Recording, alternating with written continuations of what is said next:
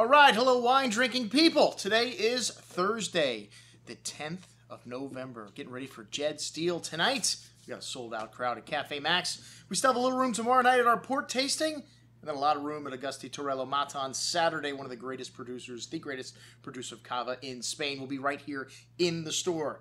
Next week, we've got 3 events next week too, man. We have got a lot of opportunity for you to come out and drink with us. One event I've got to promote almost a week from tonight, our 1998 Vintage Bordeaux tasting. I've been salivating about this tasting for the last several months. It's not every day that we get to open up Chateau Petrus. I know you don't see it here, but we are going to be opening up the 1998 vintage of Petrus, a classic vintage on the right bank. And the decade of the 90s produced more, average to below average quality vintages than it did exceptional vintages. It started out with 1990 with a bang. 1990 will go down in the history books as one of the greatest vintages in Bordeaux, in the history of Bordeaux, a killer vintage. 1991, they had a little frost problem, so the quantity was down, but there were some nice wines in 91. 1992, complete washout on both sides. If you have 92s in your cellar, you may want to consider drinking them now. They're not getting any better. 1993, not much to talk about there. 1994, maybe a little better on the right bank than the left, but not much to talk about there. 1995, the next vintage, anything really exciting happened in the 90s. And these wines still a little bit austere today, maybe not living up quite to their reputation, but the wine writers needed something to talk about. They were desperate in the 90s.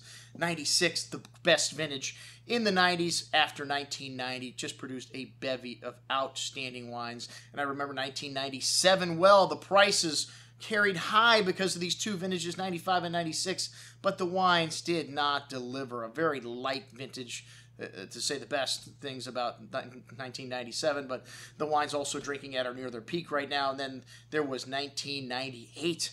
1998 started out kind of, the weather wasn't really that helpful. It was cold, it was hot, it was cold, it was hot. And they saw some rainstorms and then a drought at the end of the season, almost stressing the vines out to where they had dangerous levels in August. And then they got some much needed rain and some warm weather at the end, near the end of the harvest. The Merlot grapes were picked under near perfect condition. This means an outstanding vintage on the right bank. Pomerol and Saint-Emilion being the stars here. And then the rain came again and bad weather, and a lot of the stuff in the left bank got picked under gray skies.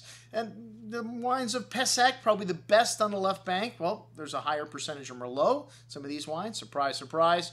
But we are here to discover just how these wines are drinking today. We are showing some of the top wines from both sides of the river. We have Chateau Lafite on the table tonight, Chateau Cheval Blanc, Pavie, some really exciting stuff. Check it out, and I've also included on this email everything that we have in the store from all the chateaus that we're going to be serving on this night for a mere $425.